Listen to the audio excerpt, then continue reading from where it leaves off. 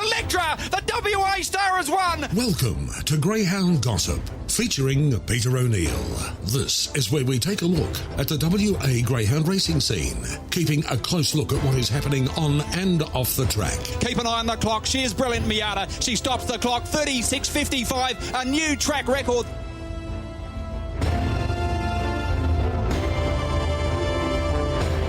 The Tab Touch Sandgroper finals about to get underway and they're set. Ready. Racing, Sunset Fraser flew out on the inside in the Sandgroper. Coming across was Trooper Tears, Explicit from out wide. Sunset Fraser leads though. Explicit bump there with Mapunga Smoky up on the inside. Big Energy trying to get through, then followed in turn by Morton. There's trouble behind the leader. Out wide was Trooper Tears, then followed by Mapunga Smoky. Fernando Phil off the back. Sunset Fraser the leader out by 5. Coming at it now was Hector Fawley very quickly, the Victorian. Hector Fawley goes to Sunset Fraser. The Hector Fawley on the outside. Hector Fawley for Ladbrokes wins. Sunset Fraser second. Morton runs third, then followed by Big Energy. In behind them was Trooper Tears. Along with it was Fernando Phil, Mapunga Smoky. Explicit last in the Sandgroper, 29.42. A brilliant victory by Hector Fawley in last Thursday night's Tab Touch, the Sandgroper final. Good morning, everyone. Welcome along to Greyhound Gossip, and what a week it's been. The Tab Touch Western Trilogy, 3 days, started off on Wednesday with the big launch at Optus Stadium, and then the Sandgroper, where a huge crowd attended on course out at Kennington, and then to Gloucester Park with the Nullarbor on Friday, and then it wrapped up with the Kia Quokka on Saturday at Ascot. Well done to all concerned. Well done to Greyhounds WA for putting on the event on Thursday night, and well done to Lisa Cockerell and her family who enjoyed the brilliant victory of Hector Fawley there for Ladbrokes on Thursday night in the Tab Touch Sandgroper final. A $600,000 event, and Lisa is joining us on Greyhound Gossip this morning. Lisa, good morning. Congratulations. That was a great victory. How does it feel a few days after? Oh, good morning. Yeah, I think we're still kind of recovering. It hasn't sunk in. We sort of got home on Friday night, so it was straight back into normal reality. It's a little chillier over here, but yeah, still walking on cloud nine, I think. You've seen, of course, the Phoenix over in Melbourne and what a crowded and the atmosphere there. But what was it like being there trackside on Thursday night at Cannington? Yeah, it was pretty electric, actually. I was standing out in the crowd, obviously, because Ian was handling. And just the roar, it was great. It was so great to see so many people coming to watch an event like that. Can we go back? I'll come back to Ian and his handling in a moment, but can we go back to the start and how you first decided to come across to Perth and the conversations that you had with Ladbrokes, and was there any other slot holders that spoke to you in the lead up to the Sandgroper? Yeah, so we were actually meant to be on a family holiday in Singapore, and at the same week, and Ian rang and he said, I've just had Andrew from Ladbrokes ring about the Sandgroper. I went, oh, no, I know exactly what that date is. And he said, do you think it's possible? And I said, yeah, it is actually. The kids are on holidays the week before.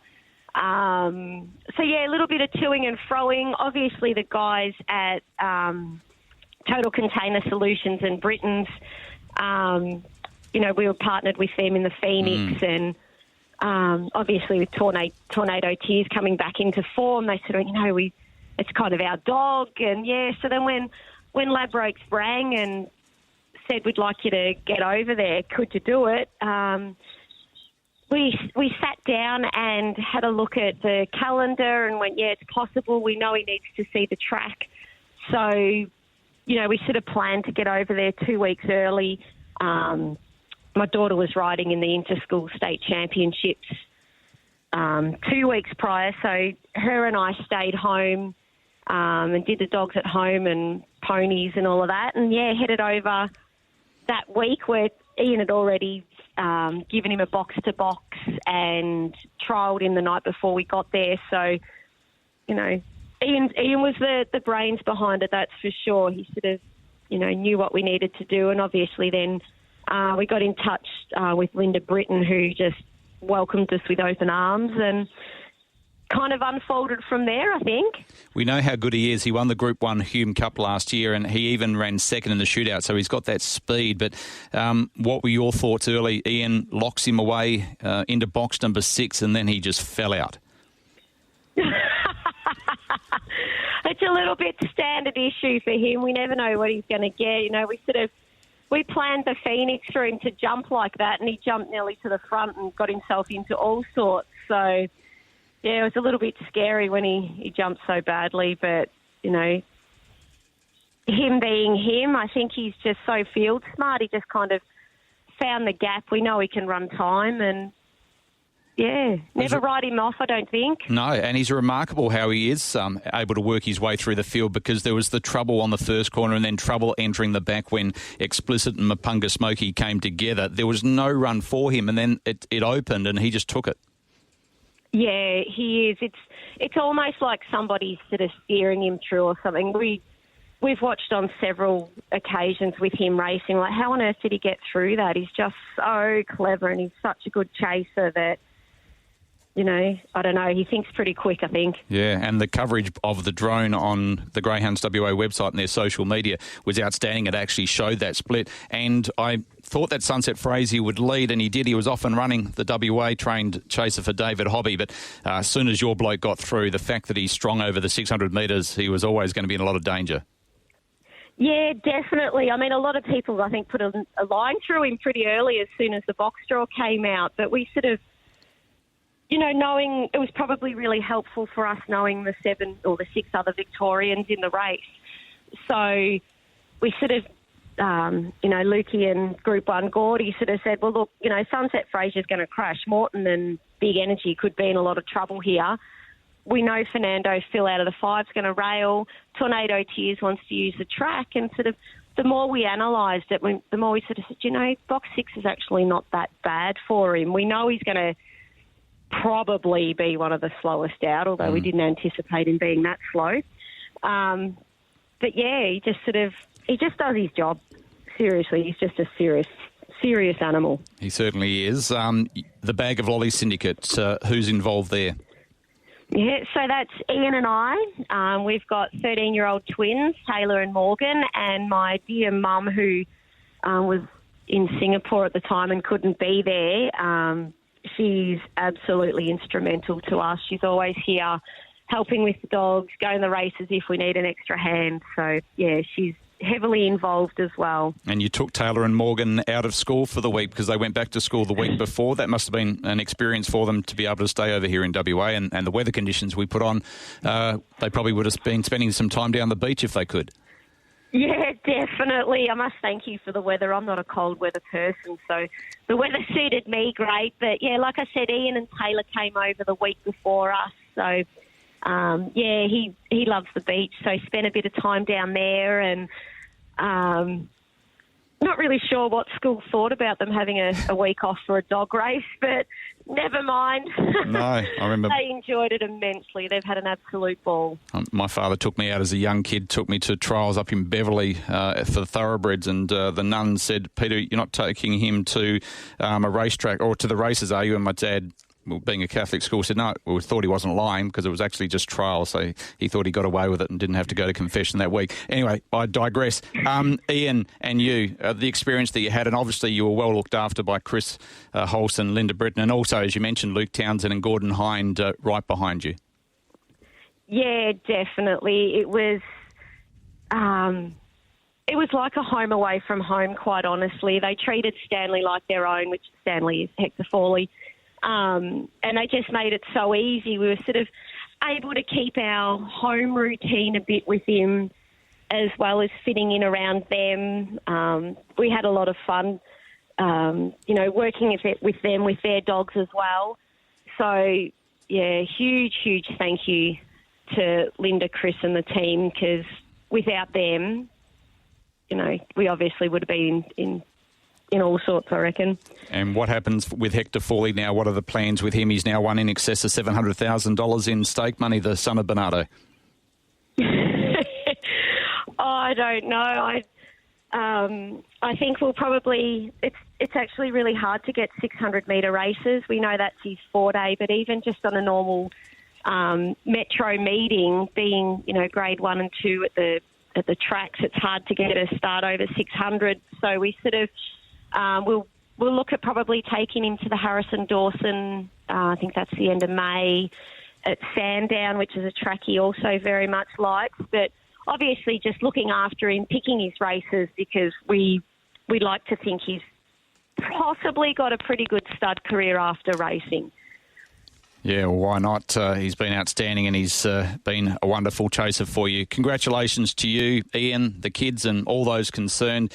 It was a remarkable build-up to the race and a remarkable race in itself, a great promotion for WA Greyhound Racing. Thanks for coming across with Hector Fawley. Enjoy the spoils and hopefully we'll see you in WA again soon.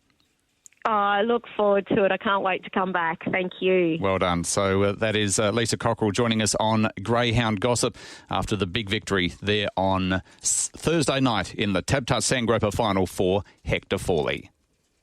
Racing. Weston Nugget last away. Chloe Ant began well with Argyle Queen. 90 Mile Rose copped a bump. Penny Magic ran to third. Sage to Neil to fourth. Weston Nugget fifth, wide in a lovely spot.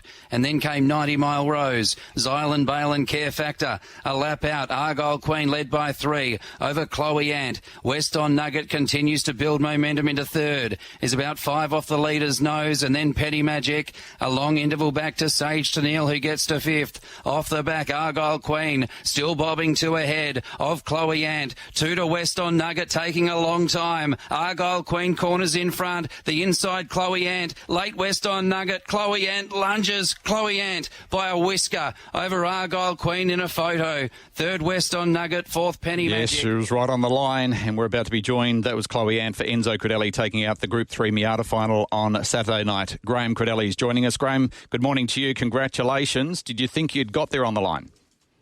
Good morning, guys. On the line, actually, I didn't see it on the line. Corey White came out to me and said, you've got it, mate, and shook my hand. I'm like, you sure? And, yeah, she got right on the line and got the nose in front.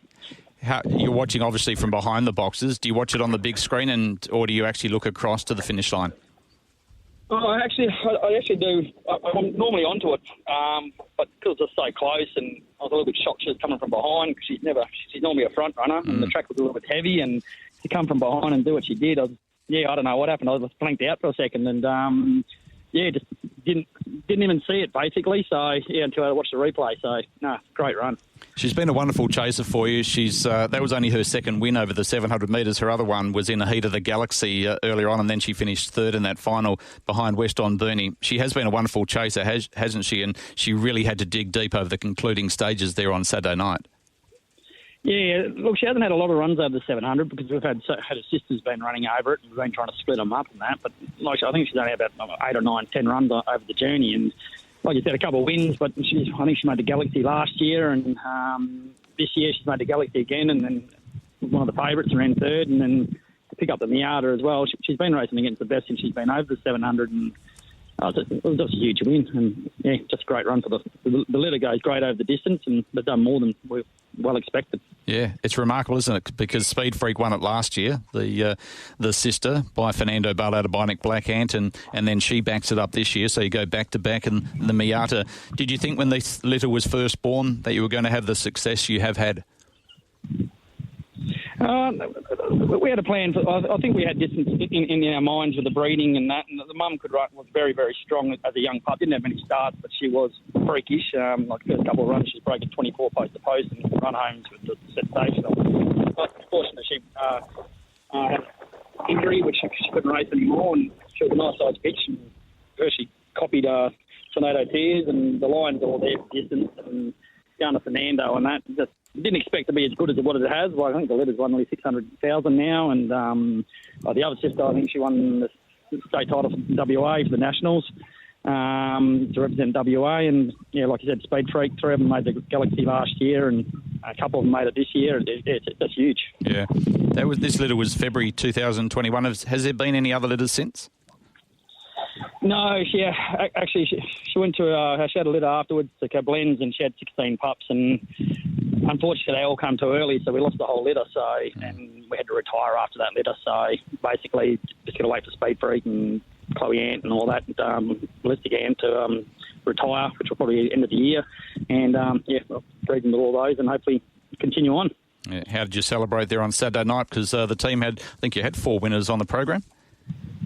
Yeah, it was a full-on night. Didn't really have time to celebrate because we just race after race. But lucky that it's kept winning. So, no, it was a good night, actually. Finished about 1 in the morning. It was tiring. You don't really have much time off, but me and the old boy had to take 2 cars. They were in separate cars and that. But Sunday Arvo, got to, talk about it a bit and enjoy it a bit more. And, and the same as this morning, got a few of the workers rocking up, and I think Chloe paid about $11, $12 for the win too, so it was a nice little price. Well done. So back-to-back wins in the Miata, and Chloe Ant takes out this year. What did you make of Thursday night and the Tab Touch Sandgroper? Really good crowd on course. There was good atmosphere both on and off the track, and it was a brilliant race in the end because the WA Speedster Sunset Frazier was off and running, and the Victorians, there was trouble behind him before Hector Fawley broke through the pack. Yeah, it was a huge night, actually. Like, everyone there. I was up at Sportsbet, so it was nice upstairs watching the race. And I actually did the early crow when Fraser hit the front around the 600 corner. I'm like, he's with the trouble. I'm like, oh, he's home. And then as I finished the sentence, here come Hector Fawley. Like, it was probably one of the best runs I've seen, actually. The run home and what it did, it was just sensational. Like, I went up there and I think it's the last section record. I think it was 10:85. So you just don't do that at Cannington. And great night. And it was a success. It's good for WA Greyhound racing, isn't it? I thought the promotion that we get right the way around Australia, while there were 7 Victorian Greyhounds and we'd like to see more WA chasers in the final, the promotion that we get for WA Greyhound racing and the lift that it has given Cannington, I think, was a real plus. Yes. Like this year, they did most things right this year, separate night and had upstairs, and everyone had their sections, and it brought more people to the races, to watch the races, and just brought more people into it. And everyone I spoke to, they enjoyed it and had a few drinks and they had a bit of a punt, and it was well done. And Australian-wide, everyone would have been watching that race because you've got the best dogs in Australia running around. So, it was good. Well done. Well done with Chloe Ant and the rest of your team there over the weekend. Keep up the winners, and we'll talk to you again soon. No, thanks, mate. Good on you. Graeme Crudeli joining us on Greyhound Gossip. Another big race there on Saturday night was on the other coast of Australia. It was the running of the 2024 Golden Easter Egg. The green light is on. This is the Golden Easter Egg. They're set to jump. 190 McKenna. Ready, racing now, and she left brilliantly. McKenna, the favourite, straight to the lead from Furnace at the first corner. Nadal Sheba to third, and Zipping Megatron getting up on the rails. They're followed by Nangar Jim, next Nangar Larry All Natural, and Marvel Zombie. McKenna midway down the back, she's out by 4 on Zipping Megatron to second. Then Furnace and Nadal Sheba at the home corner. McKenna, she's 4 in front. Zipping Megatron's trying hard. McKenna's in front. This is the win of a lifetime. McKenna won the Golden Easter Egg and beat Zipping Megatron. Photo third, Furnace on Nadal Sheba. Yes, brilliant victory by McKenna in the Golden Easter Egg final for Michelle Sultana, and the family was well supported. Started on tote about $1.60 and was $1.85 with Tab Touch when they jumped, and a brilliant victory. Jumped straight to the front and continued on the outstanding form. Earlier on in the night, we had the running of the Association Cup, of course, and Palawa King for Ray Smith was able to get up and defeat Kenya Amy for David Smith in that feature final. So well done to all concerned over there in Sydney. On Friday night down at Mandurah, David Hobby stole the show with the heats of the Mandurah Derby. Of course, David's had a lot of success over the years in feature races around Australia, and of course won the Mandurah Derby last year with Crumble Manelli, and going back a number of years ago, Seben Manelli was successful back in 2018, and he also won the race with Chuck Manelli back in 2010. I think that was his first win in the Mandurah Derby. Sunset Mayhem won the opening heat at around about $8, defeating Emerald Guard for Morgan Turner, and then the second heat, David's second winner, Sunset Tyson, defeated another James for Ian Bunny, and Sunset Nightjar was the third of the winners over Cannon Stark in the third heat of the Mandurah Derby there on Friday night. So a big weekend of greyhound racing, and of course it all started on Thursday night, as we mentioned earlier on, with Lisa Cockerell and Hector Fawley winning. We're about to be joined by Matt Nowlin from Tab Touch. He's about to join us. Of course, the Tab Touch runner Morton finishing third. Very good morning to you, Matt. Yeah, good morning, Pete. How did you get through the 4 days? Look, I was very excited when I woke up on Sunday morning and it was all over, albeit I had a fantastic time throughout the Western Trilogy. but it certainly was a big week, that's for sure, Pete. I thought it was fantastic from a greyhound point of view that the greyhound industry could actually mix with thoroughbreds and harness at the Wednesday function. So how did you find that? Oh, look, I think it's fantastic. The whole week itself, Pete, and obviously it starts on Wednesday at the launch, and we're represented by Jason and Jessica Sharp and the owners of Morton, and also Jason Grimson and the connections of Hot and Treacherous for our Nullarbor runner.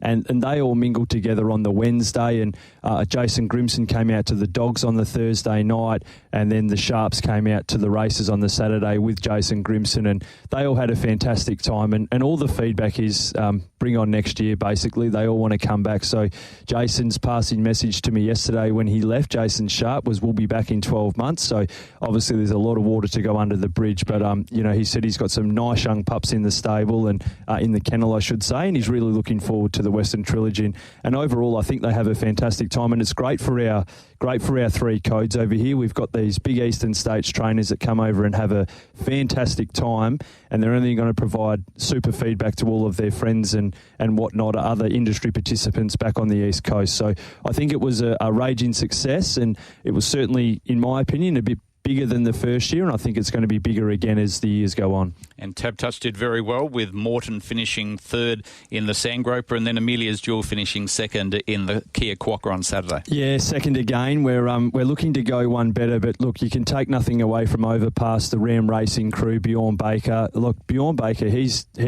just magnificent for the industry. He speaks so well.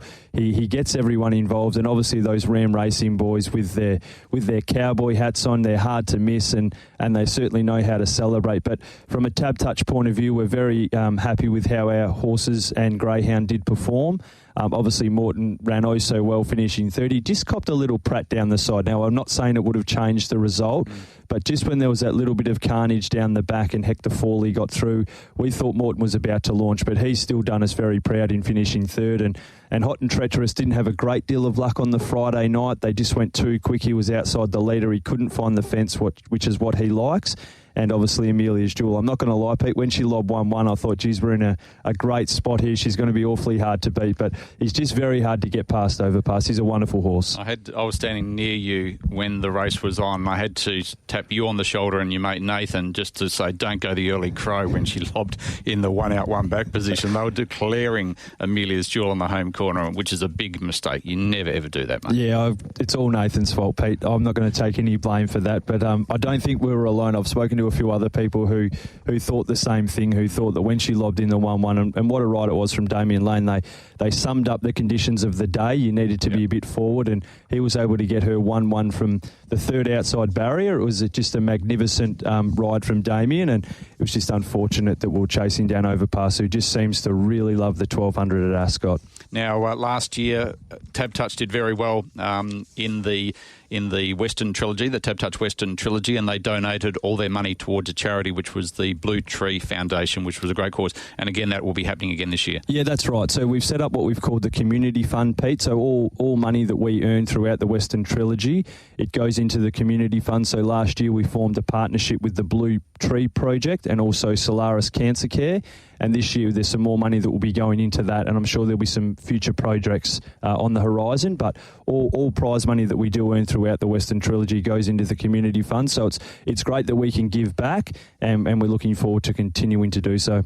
Great work by you and the team from Tab Touch. You did a wonderful job. Morton finishing third, Amelia's Jewel finishing second. So it was great for Tab Touch, and I think it was great for WA itself. The three codes coming together over the Thursday, Friday and Saturday, and of course on the Wednesday with the launch. I thought it was outstanding. So well done to all concerned. The three clubs, Greyhounds WA, Gloucester Park and also Perth Racing. I thought they did an outstanding job, and all those behind the scenes here at Racing WA as well. No, thanks for that, Pete, and kudos has to go out to you as well. There's not many that promote the Greyhounds better than yourself, and also the Western Trilogy. So hats off to you for all your hard work over the past month and a half. It's been great working with you, and let's bring on next year. Yeah, looking forward to it. And well done to Leah Ernest and also David Short with their outside broadcast there on Thursday night, and also the team at Gloucester Park, Matty Young and also Trent Cooper, Timmy Walker, and then the boys Richard Bell, Marty Young and also Alex Vlahos there on Saturday. It was outstanding coverage from TAB Radio. A break, and then we'll take a look at the Nullarbor with Often Pacing. Timmy Walker after this.